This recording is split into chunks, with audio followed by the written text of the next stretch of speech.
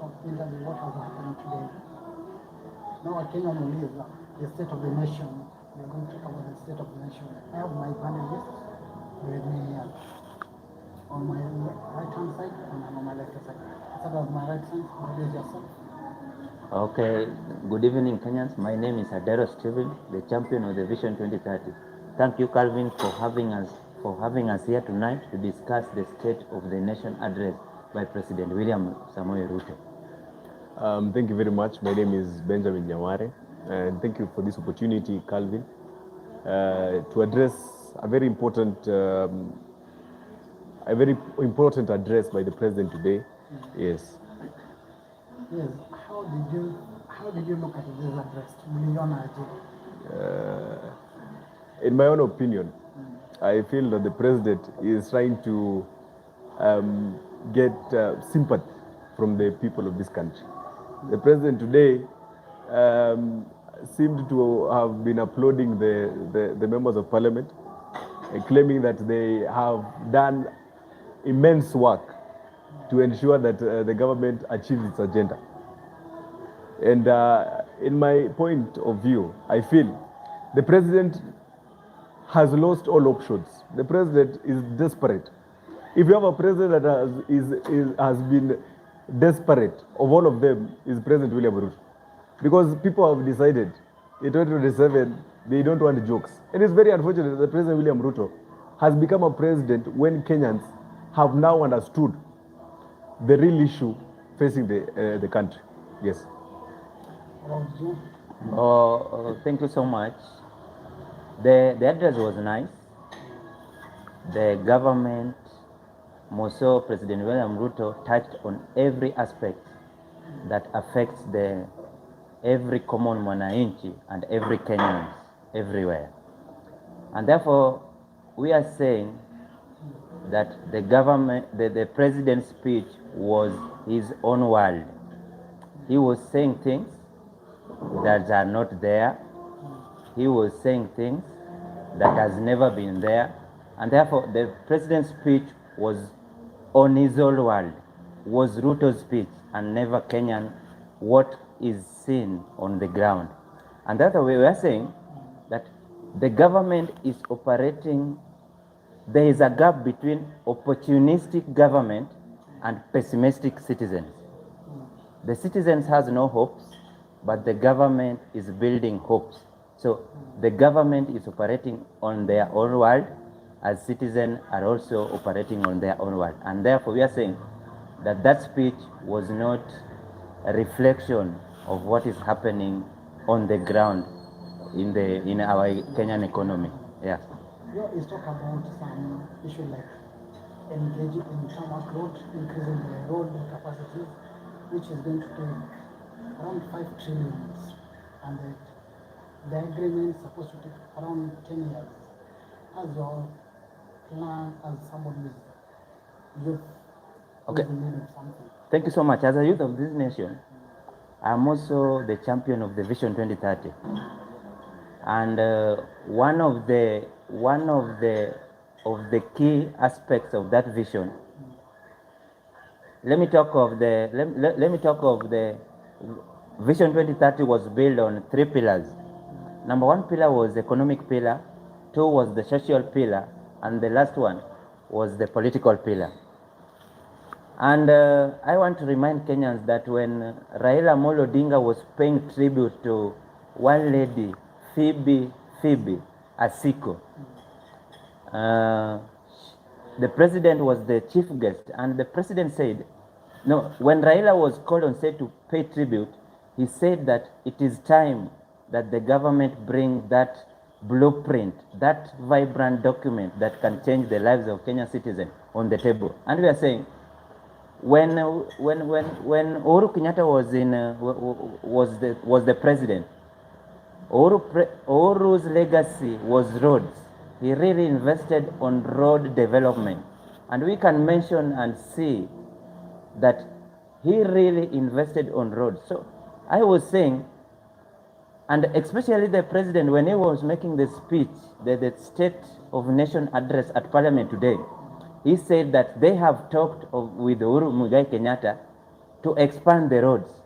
We are just saying, we are just telling that we are just saying as Kenyan citizens and as the youth of this nation that the president should now look for a new project. If he wants legacy, he should not ride on his predecessors' projects like roads. Let him take one project, develop it like Uhuru Muigai Kenyatta did. And I believe with all the Kenyans that he is implementing Uhuru's project. Uhuru's project, main Uhuru projects was that road. The problem is his tenure as the president ended without implementing the road, but the road was Uhuru's project.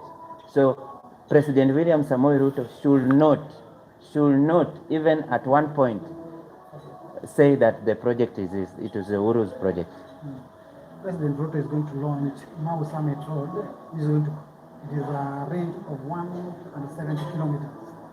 As your opinion, give us your opinion about the people living across that area. How is it this road is going to affect it? And then in some areas it's going to also make a connectivity of the roads traveling in Busia, Kisumu. Those are the areas they mentioned. Yes.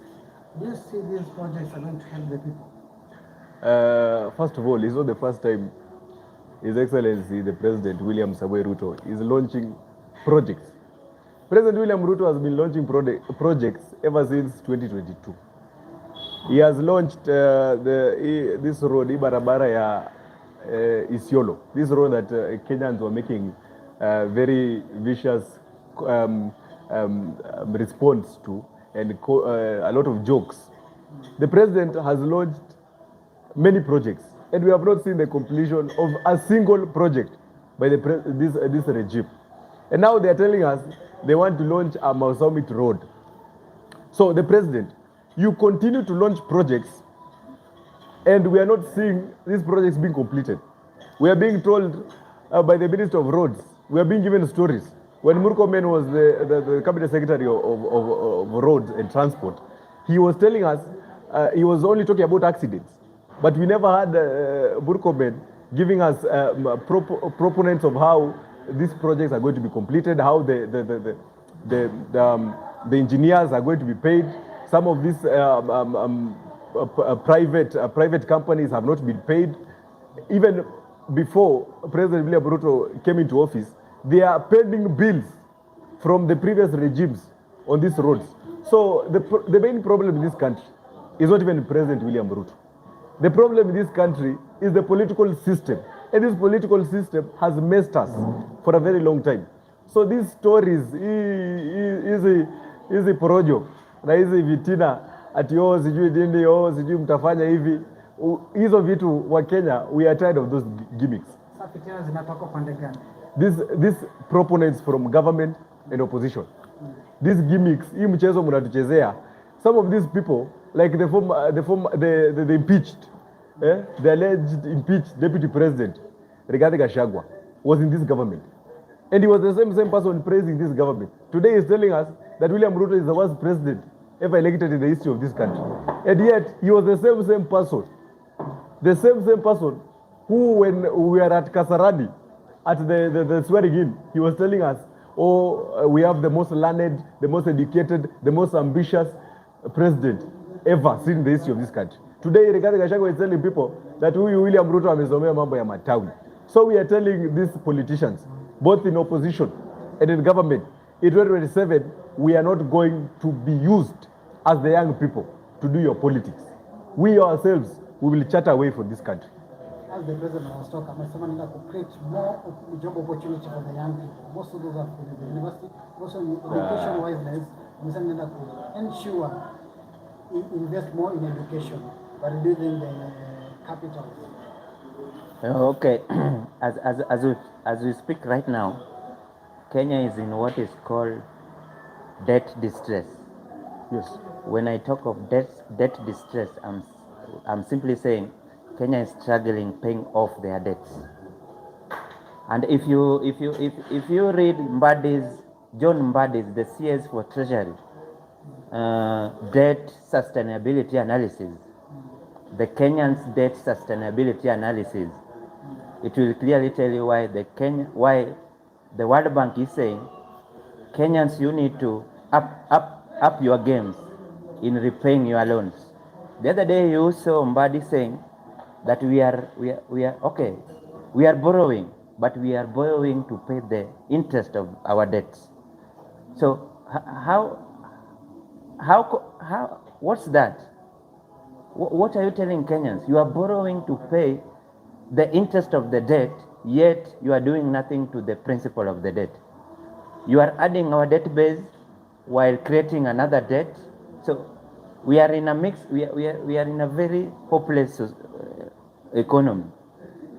The World Bank is saying we are in a debt distress because our debt to GDP ratio is at 68% right now as we speak. The frequency set by the World Bank and the International Monetary Fund is always 50% threshold. We have surpassed that threshold. And now they are saying, you must do everything. And that's why you are even seeing the president privatizing everything just to reduce on the contingent liabilities. He don't want contingent liabilities. That's why he's privatizing everything. So I'm not seeing any money for development right now. Talk of education, talk of health, talk of agriculture. If our 70% is used to service debt, we are remaining with only 30% for development. This 30% is going to be distributed to agriculture, education, health. Is it really enough to realize development in our nation? We are in a state of quagmire as Kenyan citizens. You are saying of roads, where are the priorities? We are 50 plus 1 population, Yes. with 4 million households.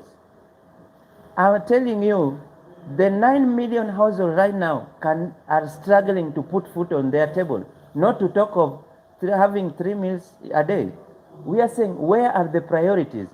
And you say what has happened in Parliament.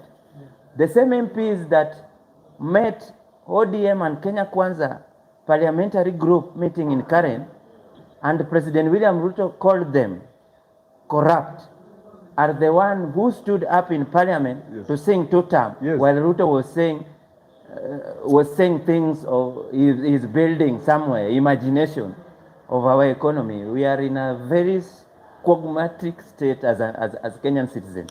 Thank you. In issue of agriculture, yes, President talk about increment of sections wale wakulima amepunguza mbolea. Yes. From 2001 it was 3,500, now he has reduced it to 2,500. Do you think the ratio of food capacity is going to reduce? First of all, the president, as I began this address, I said that the president is looking for sympathy. The president, you know, we are approaching 2026. The president is trying to come up with a way to salvage his already lost election coming up in 2027. And I want to tell the presidency, as my brother said here, that the same members of parliament that the president claimed that are being coerced into shoddy deals of give me this and this bill can be dropped, are today seeing two-term. It is very ashamed that members of parliament who are supposed to legislate important issues within the corridors of parliament are being used by the executive, of which they are supposed to oversight the executive. These people are the ones playing mind games with us. These parliamentarians are the ones that create and pass bills within parliament. Today people are singing William Ruto is a one-term president. And everyone agrees with that.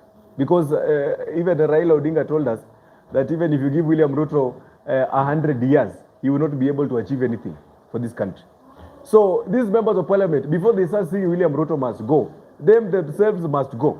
Because they are the ones spoiling this country. They are the ones messing this country. Even today, if you remove William Ruto, and we still have the same characters within the corridors of parliament, there is no change that will be done in this country. So I want to dismiss any claims that of the public address by the president today, that they are going to improve the lives of Kenyans. They're just looking for sympathy. 2027 is on the way. Next year they will tell youths, oh, there is kazi mtaani, you will be paid this, such amount.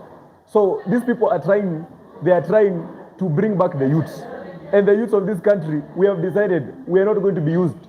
I will not allow the youths of this country to be used by politicians. We are going to charter away. We are going to charter away. Speaking about agriculture, the president has been, the government has been playing around with the farmers. Na kabla hujaenda sana, kuna wakati president alisema he is going to stop this issue of criminals who are roaming across the country. Yes. Kuna vijana wengi wanauliwa nini, wanafanya na vijana wanaiba. Yes. Wana engage in drugs. Yes. But it's going to stop these issues because that's why he is bringing that issue of kazi mtaani, engage in that kind of to stop that robberies and the violation of the. Do you think he's going to achieve it, or he still is there as a youth? First of all, we need to understand why. The question actually should be, why are the young people of this country engaged in drugs and those kinds of things? Number one, we are living in a generation where, first of all, we're in the 21st century, and we have seen our parents. Our parents are unemployed, and then you are telling the young people of this country, the Gen Z, the so-called Gen Zs, you are telling us that you're going to give us jobs. If our parents don't get jobs, what guarantee do we have that we are going to get jobs? So you waste 4 years in campus to study whatever course you're studying, whether it is law, whether it is engineering, whether it's journalism, whatever course you are doing. And then you come outside here, there is no jobs. The other, last year, there was the government advertised that they are going to give out jobs outside the country for Kenyans. We saw these shoddy deals. The people are being scammed. So we are telling this government of William Samuel Ruto, you have done enough. We have seen enough. We are not going to allow any more of this nonsense to continue going forward. And therefore, we are saying these gimmicks of saying, oh, they are going to reduce fertilizer, they are going to reduce subsidy. You will hear the president again saying we are going to reduce the fuel consumption and those kinds of things. We are not going to buy into those ideas. In 2027, we want leaders, not politicians.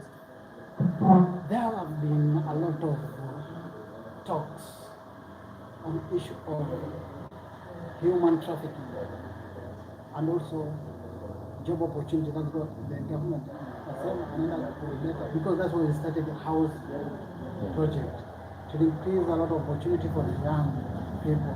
Yes, if you are an engineer, if you are a oeino, you can engage this job opportunity. And he has said that he's going to look forward to ensure everyone who has finished his universities and colleges or diplomas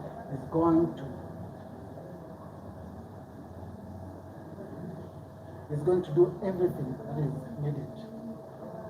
Oh, okay. Issue of jobs. A larger population of the youths are jobless.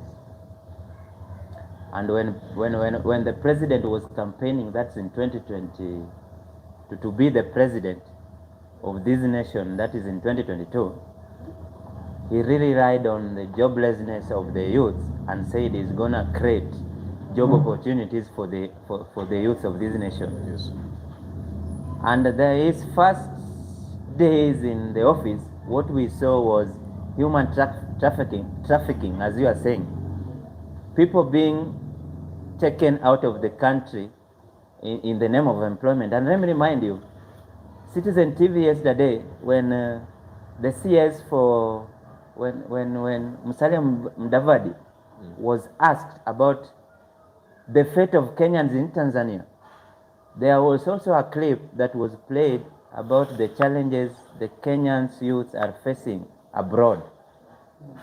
And this human trafficking in the name of creating jobs everywhere, we are asking as the youth of this nation, how sustainable is the program? What is the sustainability of this program? You know, let me tell you, my friend, venye unakula kwako, kwa nyumba yenyu, you cannot, huwezi kula kwa jirani. The freedom you have, unakula pale mchele, utaambia mam niongeze, sijashiba. Huwezi sema kwa jirani, utafukuzwa ama watasema you are misbehaving. So how sustainable is the program creating jobs, okay, taking Kenyans to go and work elsewhere? We saw they are being coerced, mistreated, mishandled, and thereby the real thing is these companies sending Kenyans to go and work abroad is directly linked to the politicians. Like CS Mutua, the CS for Labor, it is said he has a company. That's why this is the deal, government to politician, government to government deals. That the government is doing its job itself. Yeah, the government is doing its job itself. He want to grow the company. Of course, you know how company grows. So he makes deals with the government to take young Kenyans to go and work outside to do the same. Good evidence that Alfred Mutua, as his own companies, is doing the same human trafficking, and is engaging in these issues of transporting people to another countries. I can defend that. I can defend that. I'll defend that. It has been a talk in every television, social media, TikTok, and their company linked to Alfred Mutua. Yeah, he has an agency linked to him, where when money is paid back by those people, it goes directly to finances. Exactly. So we are saying we need jobs here at home.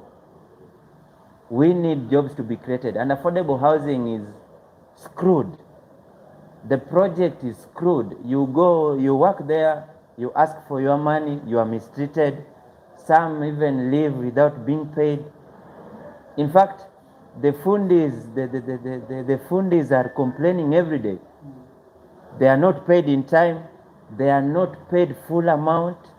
They are not paid their money. Housing project, do you think is good for you guys or is not good? No, the housing project is not for you or for me or for Kenyan mwananchi. It's for the politicians. Okay, let me tell you. I come from Kibra. When this boma yangu came, they were telling us, they were walking door to doors. They were telling us, register with us 4,500, then you'll be given priorities to get the affordable housing when they are built. You understand the scam, the scheme they are using to scam Kenyans. And yesterday I was with a certain fundi. We were just talking and I asked him, have you ever built the affordable houses? The response was, no. And I asked why. He said, kupata pesa kulipwa hapo ni ngumu. You can even work for free. And I asked him, is the houses there? He said, he confirmed, he said yes. But he said the houses are not for you. But ushajaribu kwenda huko kuulizia? Yo, nimekuwa one of the affordable houses. No, I've not specifically asked for the houses, but I've been in the site and I've seen how things are being operated. But they said it is easy. Just go to the boma yangu online, then you apply there, then you get it. No. You just pay 200 shillings for registrations. Have you done that? That is what they say. Have you tried that?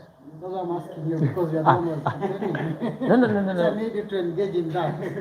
Okay, affordable housing is a good project. It came to dignify the Kenyan citizens, to do away with the Soweto, with ghetto, with everything. You know the challenges that come with ghetto. However much, ghetto builds people. Ghetto builds people. Ghetto builds people because if I am a vibrant person and I want to change, I want to bring change to my people. Okay, if you are to become a good leader, then start with the ghetto system. No, I disagree with that. Because the challenges that you face in ghetto prepares you for the future. No. And you don't, as a leader, you don't want someone Calvin, to go. allow me to interrupt my. Let me finish his point and then you see the Yes. And This is making sense. to make a good leader, you must undergo the challenges. To be a good leader, you must undergo some challenges. And I feel ghetto builds someone. No. To an extent of being a good leader. If you are from ghetto and you don't have a toilet, let's begin with that. If you become an MP of that area, let me say an MCA, the first thing you must bring is the toilet, so that other people should not suffer from the same challenge you went through. No, Calvo, allow me to respond to my. Okay, let me, we are fellow colleague to interject Okay. Is it disagreeing about your what you're telling Allow us me to about inform. Kibera and Okay. other Allow me informed. to breathe wisdom into my brother here. Okay. You know, if you say that ghetto is a stepping stone where it builds your status. First of all, that is a very wrong narrative. And that narrative is what the politicians for a very long time have used to play around with people in this country. Because as a politician, there is no day you will see a politician appearing in Karen or Runda to ask for votes. The politician will always go to Kibera, Madare, Kayole. Those are the places where politicians go because they know poverty. People are desperate. So wakikupatia shilingi 500, shilingi 200, you can do anything. In fact, you can kill somebody. That is how poverty has messed up this country. As a good guy, how can the government do? What can the government do to eradicate these issues of that poverty or issues of kitu kidogo? There is no day, let me tell you, Calvo, there is no day in this country that government can have interest in ensuring that there is no poverty in this country, because that is what keeps. Cheap food. No. That is what keeps them there. That is what keeps the that's what sustains these people. These are business. This thing of affordable housing is a business for the politicians. How? It is a business. These people, it is their companies that is providing those raw materials. For your case, you just say it is a business, but it's not working because some people have been engaged in these houses. Okay, you're working, but in the long term, what are you going to gain? You're going to be given 500 shillings, 200 shillings, 1,000 shillings. In the coming years, these people will be getting billions of shillings from those projects. Do you have a friend who has applied on this affordable house? No, I don't have a friend, but I can tell you for a fact. I can tell you for a fact. Let me tell you, first of all, if you look at this housing project, there are people who have their own homes. First of all, there are people who have their own homes in this country. Number two, there are people who, that is not the priority. In my own point of view, that is not the priority. The priority, if you give these Kenyans jobs, reasonable jobs that can be able to sustain their lives, then why do they need this affordable housing? They can have the money to build their own houses. They can have money if they want. It is a choice. You cannot force me to buy a house if I don't want to buy a house. Okay. If I'm not interested in having a 2-bedroom or 1-bedroom house. Okay. Yes. Give me the job. These are politicians who are taking place. Yes. Around the global by-elections. And these by-elections, these are tough competitions. How do you see this government is going to, government has engaged in this department, do you see this government is going to take it back in the seats? Remember, we are in a broad-based government. They are in a broad-based government. It is, in fact, you should not say we are in a broad-based government. It is Opio and I and John Badiwe in a broad-based government. Why do you say so? It is Opio and I. Let me tell you one thing. ODM is very complicated. It's a very complicated party. And this party was Raila Amolo Odinga. Without Raila, there is no such thing as ODM. These people were all puppets being used by Raila. These are puppets. These people, they were riding on the coats of Raila Odinga. Without Raila Odinga, these people are rendered useless. In fact, these people were making noise here. Somebody like Gladys Wang, somebody like Junet.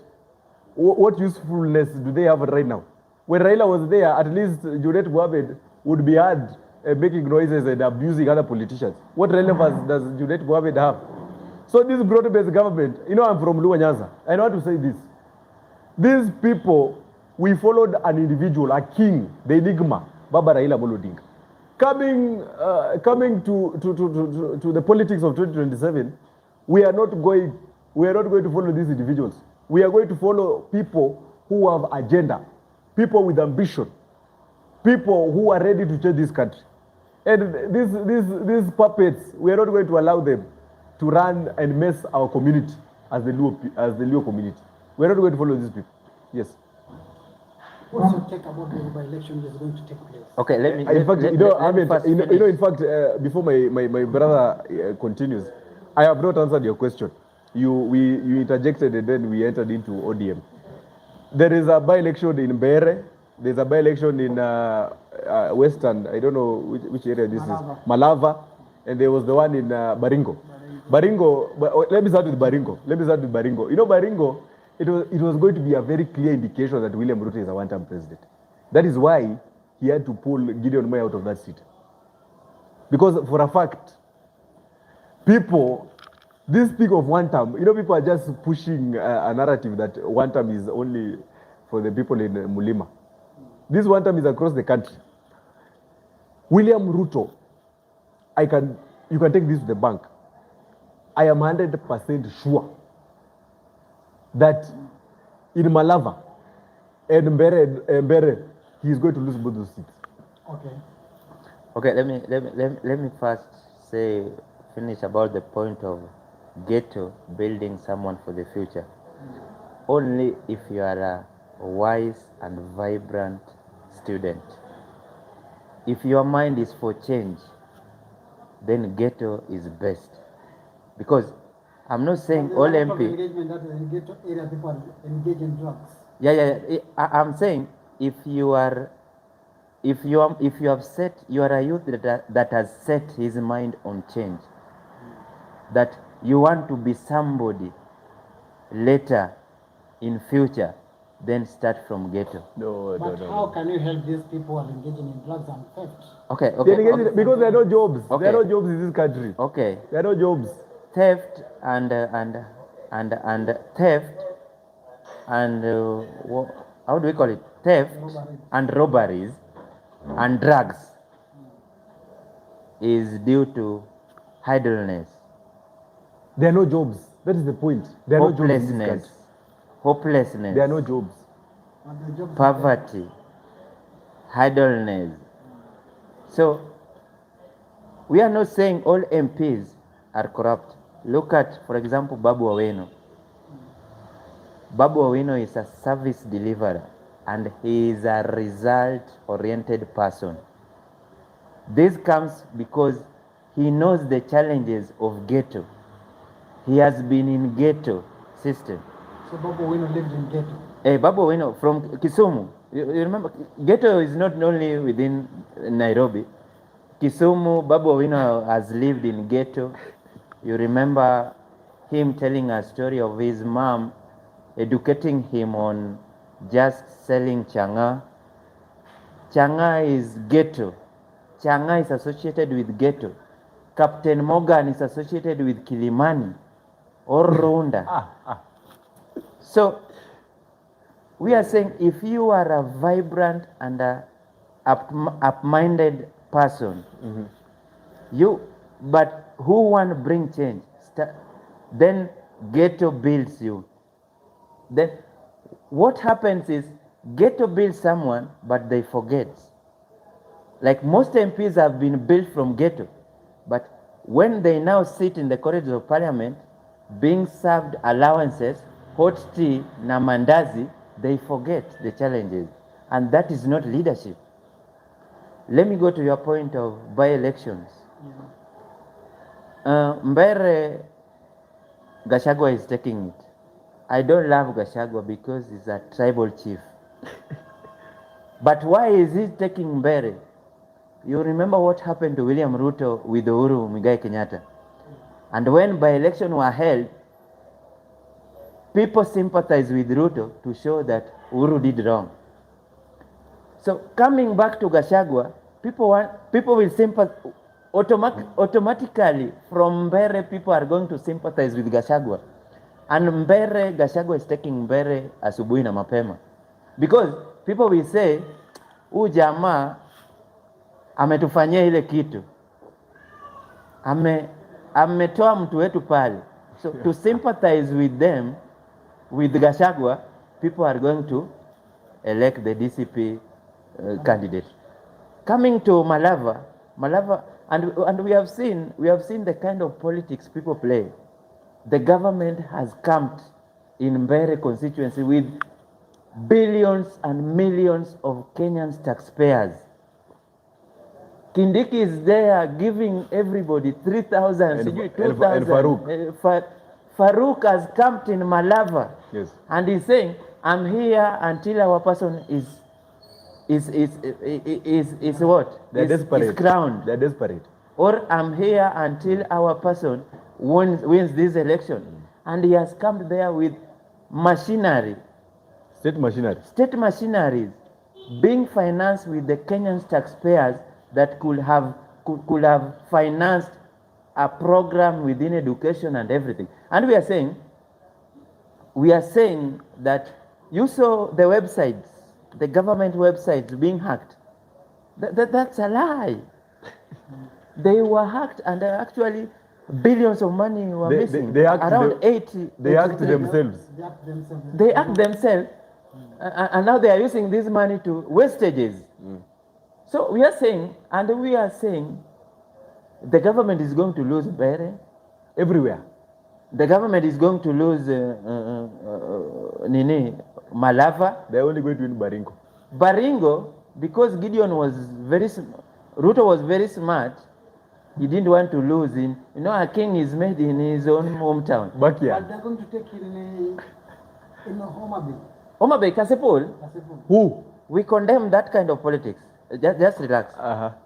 As a youthful nation, Yes. as a young Gen Z, and I really want the Gen Z to prosper, Gen Z to dominate the 14th parliament. But what is happening in Kasipul, we condemn it. The kind of violence, people killing each other, the supporters fighting one another because of. Let me sound a warning to that young boy called Boyd Were, and tell you that the kind of politics you are doing in Homa Bay, we condemn it as the youth of this nation. You are doing exactly what your father was doing. Even worse. You are implementing even worse than your father. We want people issue-based politics. We want people-centered politicians with the real challenges of the Kenyan people at hand. That young boy cannot even campaign for himself. He cannot even talk about the challenges affecting the people of Kasipul. He cannot even we condemn that kind of politics. Yes. And if I was a constituent, I'm a member of constituency of Kasipul, then I would go even for Aroko. Why? Because Aroko has proven himself. Even Aroko is saying, if you elect me, you are electing good life.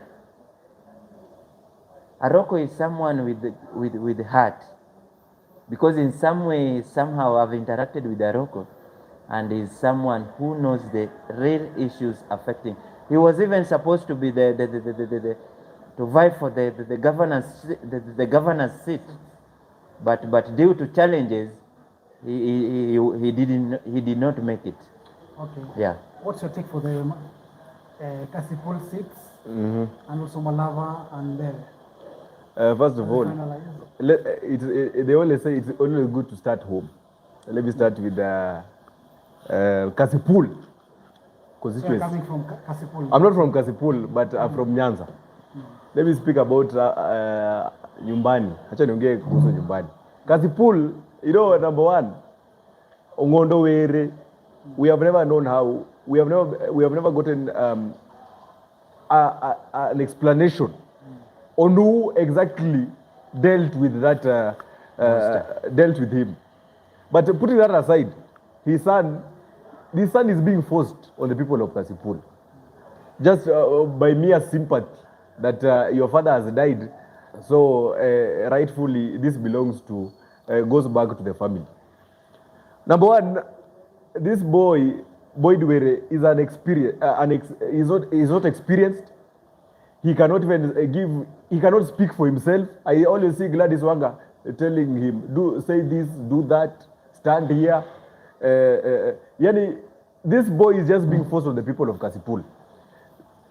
On Philip Aroko is a man who has an agenda. He is a man who has principles.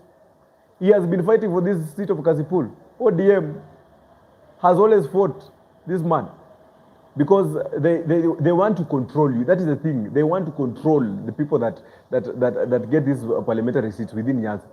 Okay. And we are saying, as the young people of Luo Nyanza, we are not going to follow these cocoons, tribal cocoons, dictatorship. You're not going to bring dictatorship in our community. You're not going to sell our community. People like Gladys Wanga, surely.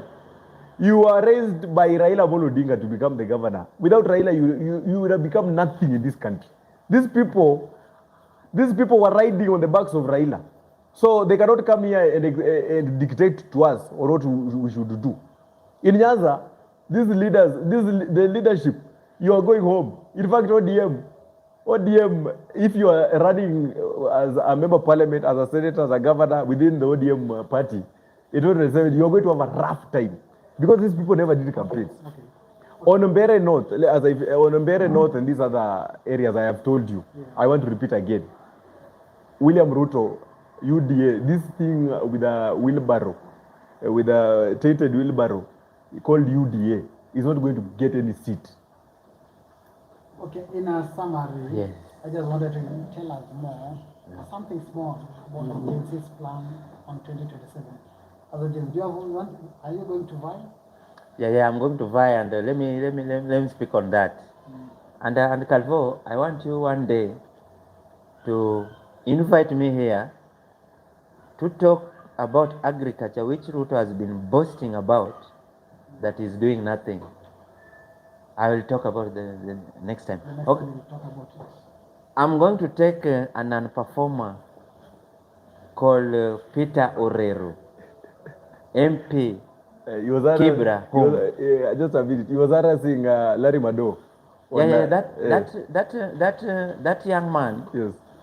I think it is now time he rests because he's a non-performer. Why am I saying he's a non-performer?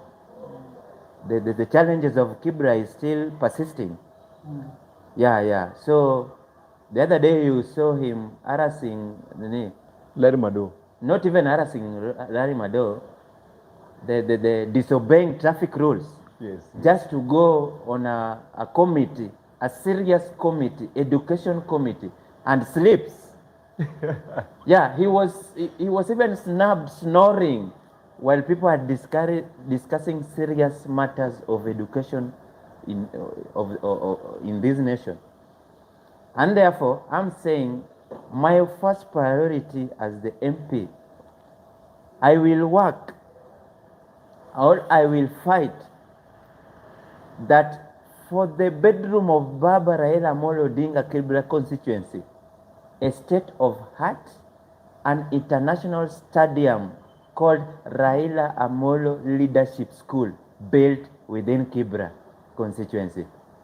This school is one, the benefits of the school is one. In summary, yeah. It will uplift the Kibra constituency to the international standard. It will even liberate the economy of the Kibra people and of the Nairobi in general. And so I'm saying, Kibra, be ready. Kitu inachomwa, kitu inatengenezwa jikoni, itakuja. And to the genzs of this nation, let us form a formidable force against the system that has created poverty for a very long time in this nation. Thank you so much. Okay. And you tackle 1 minute in summary. Okay, on my summary remarks, Gen Zs, number one, I want to tell the young people of this country that coming up in 2027, we want to charter a progressive, inclusive, and issue-based politics. We don't want to be dictated on what to do, on what to talk about. Because every single day on our newspapers, we are seeing Gachagua, we are seeing William Ruto, we are seeing the political class. When you discuss politics, we're not discussing issues, we're discussing individuals. And that's the problem we have in this country. So, as the Gen Z spokesperson, because, I know some of my fellow youths will say that who appointed you, or who elected you. You know, if you are serious about changing this country, then you must create a lucrative position for yourself. Because you fought Morara Kebaso, you fought Kasumuel Makore, and now he has fallen back to the political system. And that is the problem we have as the young people. We fight within ourselves. And that is how the politicians want us to behave. So in summary, Calvo, I want to say this, that in 2027, first of all, as my brother said, we want to occupy the 14th parliament. The 14th parliament will have leaders who are serious about legislation and appropriations within the corridors of parliament. We don't want sycophanship. And hii bunge inakaa kama, hii bunge imegeuzwa kama money laundering building, where you give trades. Yeah, give me this, I give you that.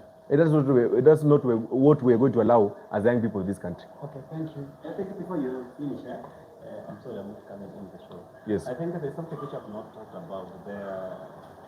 After the address, before the address began today, I think we are still in the monitoring of Raila Odinga. So there's a way maybe kuna venye the leaders from opposition, Yes. led by His Excellency Ososi. As he said that the president, Ososi. Ososi, Yes. angepeana 1 minute of silence to Raila Odinga. Do you think he deserved kupatiwa the 1 minute time ya kuomboleza in the parliament before the national address starts? The enigma Raila Odinga, may his soul rest in peace. Yes, Raila deserves. Without Raila Odinga today, even me and you would not be having this interview. Raila Odinga was jailed for 9 good years to fight for democracy, to fight for even this devolution that these counties are misusing, starting with the governors. The same governor, you know, my brother here has brought a very good discussion. The same governors that Raila brought these positions for them, they are using the same platform to abuse the former prime minister. It is very unfortunate that somebody can have such kind of hate until somebody dies, you are still hating on that person. Somebody like this governor of Nyeri, Mutahi Kahiga, shameless governor, goes on record to have abused Raila after his death. Very ashamed. Okay. Yes. Okay. Oh, Raila was and is still a visionary leader, a passionate Pan-Africanist that deserves respect even 7 years to come. Yes. Because without Raila, there is no Kenya. Raila has fought for everything. And I always compare Raila Odinga to the Moses of the Bible. Because Raila, just like Moses, has carried the hopes of this nation through a desert of struggle and injustices. Thereby, he has been betrayed. He has been imprisoned. He has been detained, but he has moved forward with faith and courage every day reminding Kenyans what is leadership. Leadership, which is not about self. Leadership is not all about powers. Leadership is not all about title. But leadership is about service to the people, uplifting people to their very best. And very many MPs in that parliament knows that Raila has uplifted them from grass to grace. So Raila Amolo deserves even better, more for 7 years in this nation. Thank you. I think there's another comment which after the same here. I'm just going with the comment which I got. Yes. There's another one which is saying that kuna kitu ya after Arida died, that lazima mtu wa familia apatiwe. So I don't think I don't know if you have addressed that. I think that's the last comment. Okay. The second last comment. Let's have that one and we there's a scenario. Yes. If you're a leader in like for example, in Wait, ODM wait. party. You see, they just tackle to his brother to be the party leader. Okay. Is it good for the people? Okay. For that kind of leadership, someone's died and someone takes over. I think it should not go that way. Like for example, let me talk of Boyd Were succeeding his father. And you are seeing what is happening. But to talk of ODM Raila Molo dying and Oburu taking over, Raila, first of all, ODM is a family property. ODM was Raila's Amolo Odinga's. So it's very hard. It is very impossible for someone outside to come and just take the party position without knowing the principles and the fundamentals and the cultural, all those combined. I think for ODM, yeah, it was right for Oburu to take over as the party leader because he was the closest, he was the decision makers, even Raila, while Raila was alive. So he knows more. He knows more within ODM than any other outside. Not a radical to the government, the way Raila used to be a radical to the government. Okay.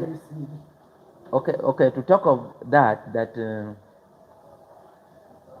it depends on the principle and the principles and the personality of person. My take on that about Oburu taking over from Raila.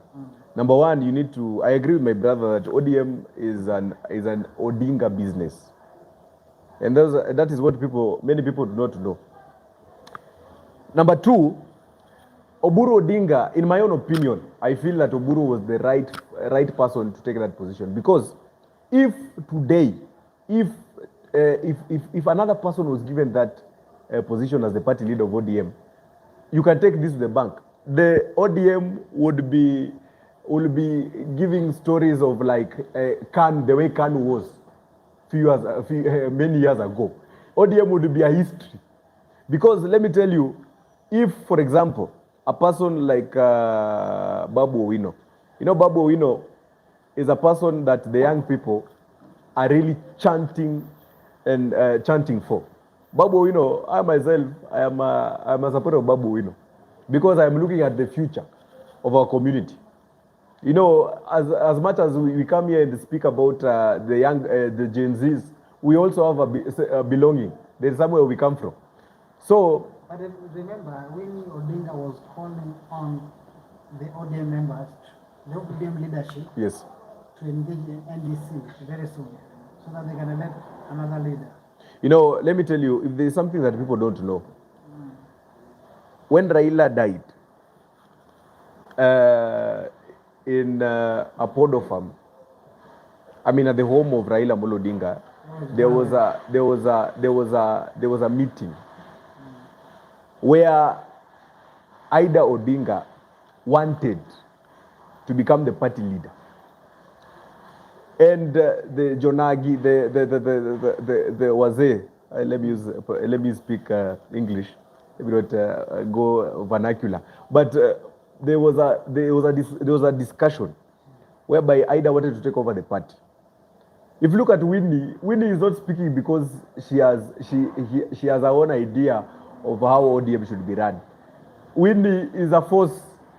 There's a force behind Winnie Odinga that is being used. So Winnie is being used to send a message to Oburu Odinga. There are wrangles within ODM. There are wrangles between Oburu Odinga, Ida, and now these other fractions of the likes of Oburu, the likes of Babu Oeino, the likes of Sifuna, and Gladys Wanga, and which are these are people. These are just others, but the real ODM crooks are Oburu Odinga and Ida Odinga. This is an ODM party. Okay. It's an Odinga party. Let me talk about that at the end. Okay, I think let me add another one. You talk about that. Another one. Since you're just saying that ODM was Raila's business. Yes. So between Raila Amolo Odinga and between Oburu Odinga, Winnie Odinga and Ida Odinga, who was supposed to take over after Raila's death? Since people are saying that Oburu Odinga is not fit to take the leadership of ODM. Okay. They should also tell us who is fit. Let me. There's a comment. Like Kenyans. Okay, maybe they should tell us who is fit. Let me tell you what happened at ODM at 20 Mombasa. Yes. What happened? There was no election of any leader. What happened was Oburu installed the leadership. Baba left. Exactly. Baba left Ososi as acting capacity. Then now they felt that it is time now to install him officially. Simbarati was on an acting capacity. There was no new person in the team that Oburu Odinga introduced who was new. Even you see Babu Oeino was complaining that he also fit for a position. That's why Winnie Odinga said an NDC needs to be held for a new election to happen. What people don't understand is what happened was no election. Election was not conducted. The only thing that Oburu confirmed was the acting leadership that Raila Amolo left. That is what Oburu Odinga installed. And if to talk about Mama Ida and Winnie taking over as the party leader instead of Oburu, because ODM is a family business. We have our own culture as Luos. Yes. Very true. Clan. Very The true. clan. Very true. And a woman, Yes. however much we respect women, they should not lead while the elder is there. And even if this party was to go to the lineage, if in case Oburu was not there, then Junior could have taken the leadership of the party, because he's now the man standing. He's now the decision maker. So I think, according to the Luo culture and tradition, that's why Winnie Odinga and Mama Ida Betty Nyawira Odinga could not have taken the party leadership. In a summary, can you tell us something? Just 5 seconds. I want to tell. I want to speak about this. My brother said about Oburu Odinga. Oburu Odinga. You know, there are many people who don't know. He's very wise. Oburu Odinga, I think his address on main. I think it was KTN or it was NTV. NTV. His speech. If you listen to Oburu Odinga has seen what is ahead. Oburu Odinga, I don't know if I should let me comment on ODM at 20, the dramatic scene of the cake eating. Oburu Odinga if you can look at that video, I don't know whether it was edited. I don't want to bring propaganda, but I'm saying I don't want to drive propaganda. But you see that video, there's a lot of mistrust. Right now, ODM, there are people who are interested in the party. They want to sell this party. Oburu Odinga, you asked my brother a question whether Oburu Odinga has the charisma like Raila Odinga. Yeah. The brains behind Raila Odinga when he was there are the likes of Oburu. If you're not aware, Oburu Odinga is the one who advised Raila Odinga to join the handshake between Uhuru Kenyatta in 2017. Oburu Odinga is the same person who advised Raila Odinga to join this broad-based government that people are now making noises that Raila betrayed Kenyans. So Oburu Odinga, I see Oburu Odinga ahead here. If God keeps our old man, that is our party leader, that is our party leader as the people of Nyanza. Oburu Odinga will not work with these people. Watch this space. So you're telling us Oburu Odinga is not going to work with the Ruto? Oburu Odinga is not going to work with Ruto. Yeah.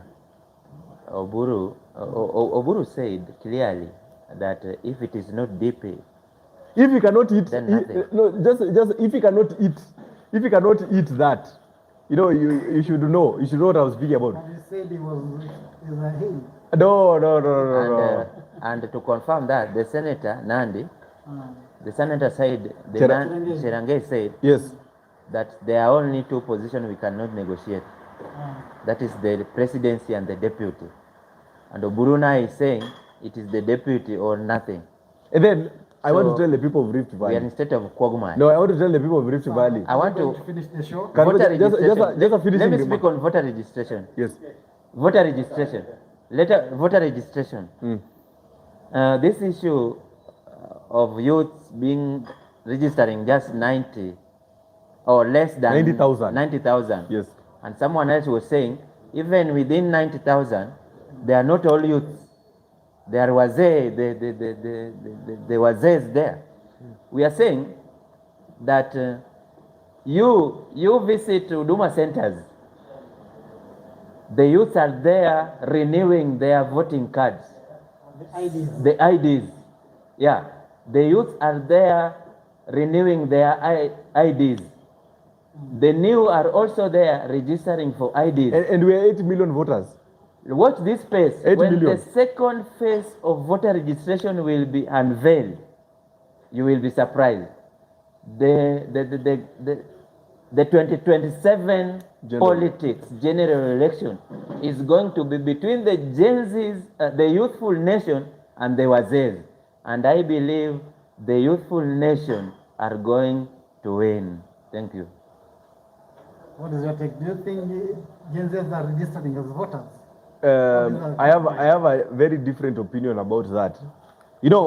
We were very good in agitating for change last year throughout the finance bill. But moving on, we are forgotten. First of all, Kasmuel Makore really tried to help the youth of this country. Because I want to speak to the youths. Why do we fight each other? Why are we fighting each other? Kasmuel was a very brilliant young man who wanted change, who was serious about change for this country. But Kasmuel now he has not joined the government. He said he's in the broad-based government. But if there's something wrong in government, he'll speak out. Number one, still with the Gen Z. number one, Kasmuel Makore.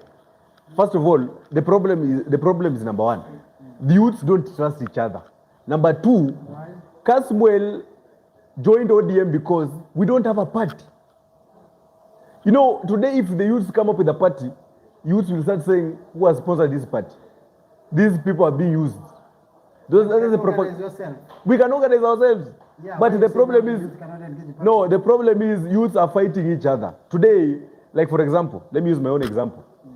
There are many people who asking me who appointed you as the spokesperson. Yeah. If we don't have people who can speak for us, people who are serious to change this country, there is nowhere the youths are going. Because I have a very, very different trajectory his opinion on whether the young people are going to register as voters.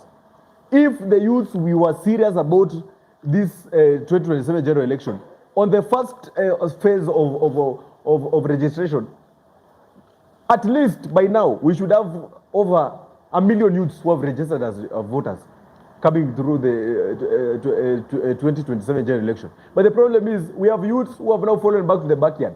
There are politicians who have now entered into our trajectory as the young people. Right now, Gachagua is singing, oh, genzs. Oh, the young people are the people who can change this country. Our agenda is based on the young people. These politicians are using us to get their own lucrative positions. Yes, Kalonzo Musyoka is singing the same youths. When he didn't know. This is the spokesperson, as you call yourself. Yes. What plan do you think the Gen Z could take in order to engage other youths? Members of the young people, number one, as the Gen Z spokesperson, we need to come up with our own party. We need to form our own party. If we were able to mobilize for Murara Kebasu finances to move around the entire country and bought for him equipment, it is just 10 million shillings. If every youth gives around we don't even need a lot of money, just 20 shillings. We are going to form our own party in a minute. So we just need only need 10 million shillings, and we only just need to just go and register the party, and we form our own party. Why should we join other parties like ODM? Because you didn't for Murara Kebasu money. No, because the youths began to fight Murara Kebasu. The young people of this country fought Murara Kebasu. Because it's the one who changes routes. No, Murara Kebasu had a great idea of which many people could not be able to think about. Which Kenyan, which other person thought about going around and looking, informing Kenyans about projects? The problem. There are some sources which are saying that Murara Kebasu only needed capital to boost his business. Since after the money which Kenyans laid for him, he just opened another branch of his business. I want to ask one question. Did Murara Kebasu start his furniture business last year? No. That's not my opinion. Yes. It's according to what people are saying. Maybe now you address that. Okay. From your perspective. In my perspective, Murara Kebasu had a business established even before he started doing this thing that he was doing. The problem we have as young people, we don't trust ourselves. Today, a youth will be given 200 shillings to kill another fellow youth or fight another youth. That is the problem we have in this country. The politicians have known that youths are rendered jobless. They don't have finances. That is why they can use youths to do anything. So even in 2027, if we continue this way, we are not registered as voters. We are going to be used by these same politicians in 2027. So, but you have not seen the Gen Zs who are engaging their colleagues in this by-election which is taking place? Why Gen Z has not engaged themselves in these by-elections?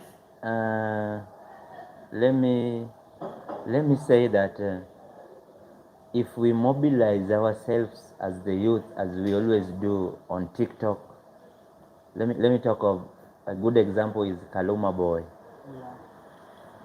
Let me give you an example of that Murara Kebasu.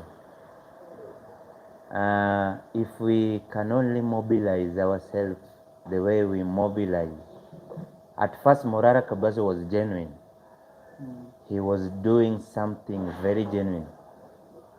We didn't know as the youth of the nation that he will use that to launder money from Kenyans, get into arrangement with the government. Do you have the facts? Be intimidated and then disappears. No. So we are saying that if we can only mobilize ourselves the way we do during difficult times, especially in TikTok, we mobilize ourselves, go register as voters, then we are looking for I just have change. one question. I just have one Let question. him finish first. No. You are not. No, You are not my opponent. You are know- supporting government as I do. I know I'm not your opponent. So I'm why not you interjecting? I'm not supporting government, but I want to correct my brother here. He has just said that Morara Kebaso. He has just said that Morara Kebaso. He did not know that Morara Kebaso would use use Kenyan funds to benefit his own business. If I ask you, where are the facts on the table to show that Morara Kebaso did so? Did you you just had this thing on social media? But the people are talking in the social media saying that Morara was engaged in government and now he's now planning to come back to the government. Number one, if Kenyans know that Let Morara, him interject no, first, then he'll okay, come. Let him I will give you respond. that point. I've just said Morara Kebaso was genuine at first, where he was showing us the projects and complete what Ruto said. Everything was genuine. Therein, then he said he don't have a car to move around. We contributed. Then scandals, the taxes, the Unfinished projects. yeah, no, the taxes now. He was saying Ruto has sent me the Kenya revenue to make my business go down. You know, the furniture business he runs. So just recently he also posted on his on X saying, I told you you will remember me. Yeah, it was on his X, it was in Twitter, on X account. So the government is bringing him back. Yeah, it is true. He's coming back, but he's now coming back to now the government want to use it not now to say the unfinished business of the government. The promises the government has said and has not delivered. The government now wants to use this as a blogger to say SHA is working, affordable is doing well, to convince, just to create that, to bridge that gap between the youth and the government. That's why Ruto is really sourcing. The other day you saw Itumbi meeting bloggers at Glee Hotel. You aware? Just to sell government stories. SHA is working, affordable is doing, agriculture is doing well. So that's why even you, my brother, if you want a job and you want to earn very good money, you go register with Itumbi and start telling us at the Bungeli Jivanji that the government is really working. You will be paid. But are you genuinely doing what is right to the Kenyan people? Finally, IEBC. I really trust the IEBC to conduct an eligible, free and fair election comes 2027. Failure to it, just like Baba said, when his victory was stolen, we boycott Safaricom products. We boycott some Maziwa companies. If our victory will be stolen, which I know there is plans to steal it, we will go that route. We will say Safaricom products. And yesterday, when activists were talking, they were saying that Safaricom disclosed the secrets of the Gen Z. That's why they were killed during the Gen Z protest. Safaricom is the threat here, and we are sounding warning to Safaricom. Do your work. Yes, don't give details. Tell them. Don't give our details so that we be mistreated, we be killed, we be abducted. If our victory will be stolen, then we will mobilize the Gen Z, the youths in TikTok to boycott some of the products being produced by the known companies in this republic.